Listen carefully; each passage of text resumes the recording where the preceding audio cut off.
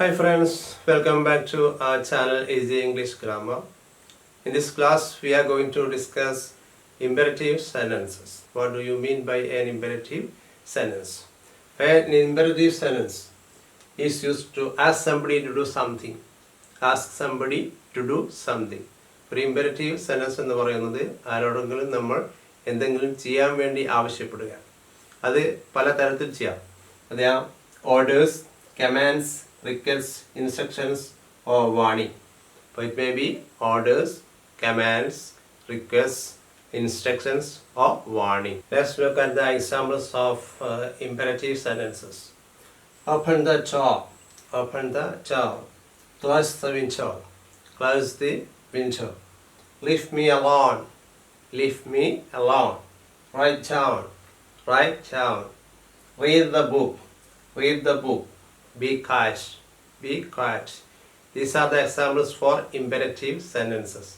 Ask somebody to do something. അല്ലേ, ഒരു order കൊടുക്കുക, കൽപ്പന കൊടുക്കുക എന്നുള്ളതാണ് ഈ ഇമ്പരറ്റീവ് സെൻറ്റൻസ് പറയുന്നത്. അപ്പോൾ open the door. Open the door.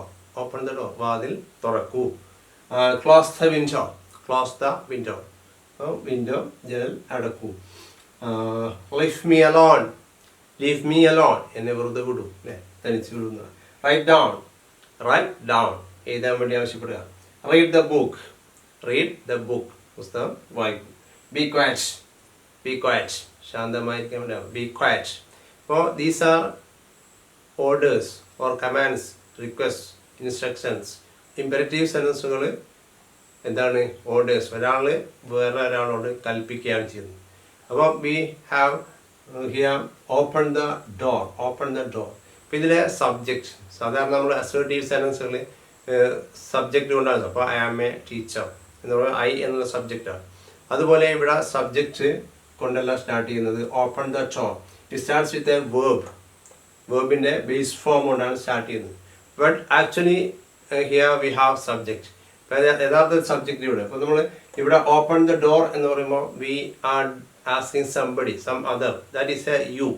ഒരു യുവിനോടാണ് നമ്മൾ എന്ത് ചെയ്യുന്നത്? ആവശ്യപ്പെടും. അപ്പോൾ you open the door. Actually this is you open the door. An imperative sentence. The subject of an imperative sentence is you. You ആണ് അതിലെ സബ്ജക്റ്റ് ആയിട്ട് വരുന്നത്. പക്ഷേ നമ്മൾ എന്ത് ചെയ്യുന്നില്ല, അത് പിന്നെ സാധാരണ പറയാറില്ല. Four the sake of emphasis we can say you. അപ്പോൾ നമ്മൾ കൂടുതൽ ഊന്നി പറയാണ് യു ഓപ്പൺ ദ ഡോർ. ഒരാളോട് പ്രത്യേകമായിട്ട് പറയാം U open the door is general statement. അപ്പോൾ അതൊരു ആർക്കും ചെയ്യാൻ പറ്റും. ഒരാളോട് കൽപ്പിക്കുമ്പോൾ ഒരാളല്ലെങ്കിൽ ഒന്നിലധികം ആളുടെ അവർക്ക് ആർക്കും നീ ഓപ്പൺ ദ ഡോർ. അപ്പോൾ ഒരാൾ യു ഓപ്പൺ ദ ഡോർ എന്ന് പറയുമ്പോൾ ആ ഒരു പേഴ്സൺ നമ്മൾ ചൂണ്ടിക്കാട്ടുകയാണ്. അപ്പോൾ for the sake of emphasis we can use you. അപ്പോൾ ആ എംഫസിസിന് വേണ്ടി നമുക്ക് യു ഉപയോഗിക്കുകയും ചെയ്യാം. പക്ഷേ സാധാരണ നമ്മൾ ഒമിറ്റ് ചെയ്യാണ് ചെയ്തത്. പക്ഷേ അത് ഒരു യു ആണ്. അപ്പോൾ നമുക്ക് then we read the instructions in manuals or user guides. ഇപ്പോൾ ഒരു ഇലക്ട്രോണിക് ഗാഡ്ജറ്റ്സുകൾ നമ്മൾ വാങ്ങുമ്പോൾ നമുക്ക് അതിൻ്റെ കൂടെ ഇൻസ്ട്രക്ഷൻ മാനുവൽ കിട്ടും. അതിൽ നമുക്ക് ധാരാളം ഇൻസ്ട്രക്ഷൻസ്, അതിൽ വാർണിങ്സ് ഉണ്ടാവും, അല്ലേ, പിന്നെ ഇൻസ്ട്രക്ഷൻസ് ഉണ്ടാവും. അപ്പോൾ പിന്നെ these kinds of instructions are used for the sake of the safety of the users. How well we can make use of this gadget. ഈ ഒരു ഗാഡ്ജറ്റ് നമുക്ക് എങ്ങനെ നന്നായിട്ട് ഉപയോഗിക്കാം. അപ്പോൾ നമുക്ക് ഇൻസ്ട്രക്ഷൻ ഇല്ലാതെയും ഉപയോഗിക്കാം. പക്ഷെ നമ്മൾ അത് എന്തായിരിക്കും, it will be very dangerous for our devices. അപ്പോൾ അത് കൂടുതൽ നമ്മുടെ ഡിവൈസിന് അപകടകരമായിട്ട് മാറാനുള്ള സാധ്യതയാണുള്ളത്.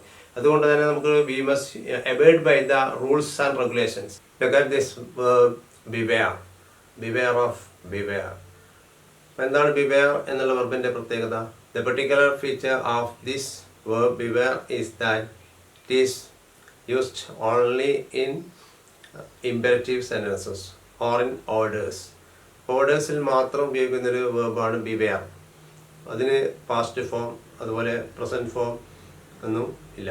ബിവെയർഡ്, ബിവെയറിങ് എന്നൊന്നും പറയില്ല. അപ്പോൾ beware of dogs. Beware of dogs. നായ്ക്കളെ ശ്രദ്ധിക്കുക. Beware of dogs. അപ്പോൾ വാണിങ്ങൾ കൊടുക്കാൻ വേണ്ടി, ഓർഡേഴ്സ് കൊടുക്കാൻ വേണ്ടി beware of dogs. Beware of the waves. ഇപ്പോൾ ബീച്ചിൽ കാണാം ഇത്തരം sign board. Beware of waves. തിരമാല ശ്രദ്ധിക്കുക. അപ്പോൾ in some places waves may be dangerous. ചില സ്ഥലത്ത് വേവ്സുകൾ ഡേഞ്ചറസ് ആയിട്ട് മാറും. അത്തരം സ്ഥലങ്ങൾ നമുക്ക് ഇത്തരത്തിലുള്ള സൈൻ ബോർഡുകളാണ്. Beware of waves. അതുപോലെ beware of pickpockets. പോക്കറ്റ് അടിക്കാരെ സൂക്ഷിക്കുക. In certain busy areas in the cities, pocket or money will be stolen by them. That's why we can see these kinds of signboards. Beware of pickpockets. അപ്പോൾ beware of എന്ന വെർബിൻ്റെ പ്രത്യേകത എന്ന് പറയുന്നത് അത് എപ്പോഴും ഇൻഫിനിറ്റീവ് ആയി അല്ലെങ്കിൽ ഓർഡേഴ്സിലാണ് നമ്മൾ എന്ത് ചെയ്യാണ് ഉപയോഗിക്കുക. അതിന് പാസ്റ്റ് ഫോം അതുപോലെ പ്രസൻറ്റ് ഫോം ഇല്ല. അപ്പോൾ beware of the verb beware. നമ്മൾ ആ ബിവെയർ എന്നുള്ള ഒരു വേർബിനെ പറ്റി നമ്മൾ ശ്രദ്ധിക്കണം. അത് we must be conscious about this verb because this verb has no other forms. ഇത് മറ്റ് ഫോംസുകൾ ഈ വേർബ് ഉപയോഗിക്കാറില്ല. ബിവെയർ എന്നുള്ളത് is used only to give orders or in imperative sentence. Imperative സെൻറ്റൻസിൽ ഓർഡേഴ്സ് കൊടുക്കാൻ വേണ്ടിയാണ് അല്ലെങ്കിൽ വാർണിംഗ്സ് കൊടുക്കാൻ വേണ്ടിയാണ് ഈ ബിവെയർ എന്നുള്ള വേർബ് ഉപയോഗിക്കുന്നത്. Imperative sentence are also used in slogans. പല മുദ്രാവാക്യങ്ങൾ നമുക്ക് കാണാം. Save water, save water, save wild life, save our forest, save our nature, save our planet. These kinds of slogans we use the imperative sentence. Next, in the slogans of or the ads of certain institutions. This is the ads or the slogan of S-Bank. Experience our expertise. Experience our expertise is a slogan of Yes Bank. Live a better life. Live a better life. This is a slogan of Kotak Insurance. Live a better life. Here we have all these sentences in the imperative. Save water. Save water. Save wildlife. Live and let live. Live and let live. ജീവിക്കാൻ അനുവദിക്കുക. Live and let live. Experience our expertise. This is also an imperative sentence. Live a better life. Live a better life. Here these slogans are in the imperative sentence. As you know, we get a lot of instructions or directions in our user manuals. When we buy certain electronic gadgets, we get user guides with them. And in these user guides, we get a lot of instructions or directions. How to operate that gadget is explained in the user manual. അപ്പോൾ ഇങ്ങനെ ഒരു electronics ഉപകരണം ഉപയോഗിക്കാമെന്ന് അതിൻ്റെ ആ user manual വിശദമായിട്ട് പറഞ്ഞിട്ടുണ്ട്. This is an example from a user manual of the camera Canon 80D. Canon 80D എന്ന ക്യാമറയുടെ യൂസർ മാനുവൽ. അപ്പോൾ അതിൽ പരിശോധിക്കുന്നത് installing and removing the battery. Installing and removing the battery. അതിൽ ഒന്നാമത്തെ instruction open the cover. Open the cover. Cover open ചെയ്യാം.